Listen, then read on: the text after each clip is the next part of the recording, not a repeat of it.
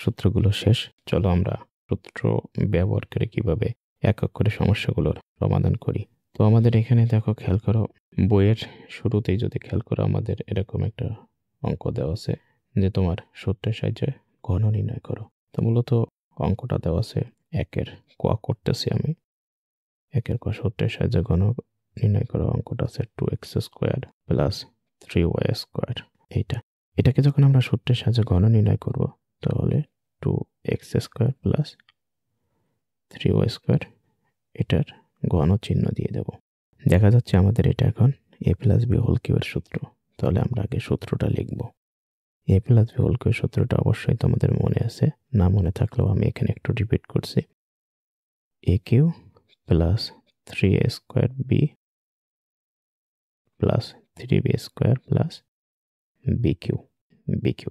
তো এইটার জন্য আমরা সূত্র বসাইতে থাকি। আমাদের এটা 2x², তাহলে 2x² তার whole cube a cube plus সূত্রে 3a²b 2x² whole square into b আছে 3y² প্লাস সূত্র 3ab², এটা হচ্ছে 2x² আর বিটা হচ্ছে 3y² এবং তার whole square plus b cube 3y² তার হোল কিউ।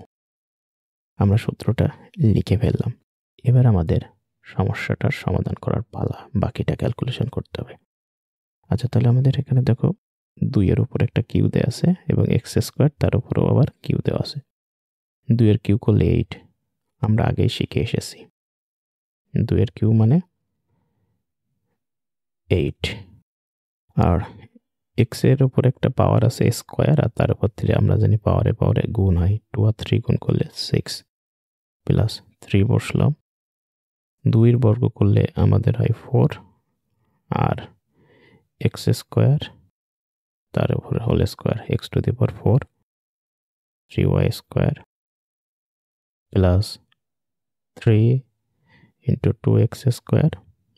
3 এর ক্ষেত্রে বর্গ করলে 9, আর y⁴ প্লাস 3 এর ঘন করলে 27y³ কিভাবে হবে? 3 এর কিউ সমান সমান 3 গুণ 3 গুণ 3, 3 3 9, 3 9 27। আশা করি তোমরা বুঝতে পারছো। এইবার আমরা এইগুলো একটু গুণ করে দেব, সংখ্যাগুলো আর এগুলো গুণ। 8x⁴ 3 4 12, 3 12 36 x⁴ y² প্লাস এটা আছে 3 2 6, 6 9 54 x² y⁴ প্লাস 27 y³। এটা হলো আমাদের প্রথম ক নম্বরের আনসার। তোমরা একটু মিলিয়ে দেখো হয়েছে কি।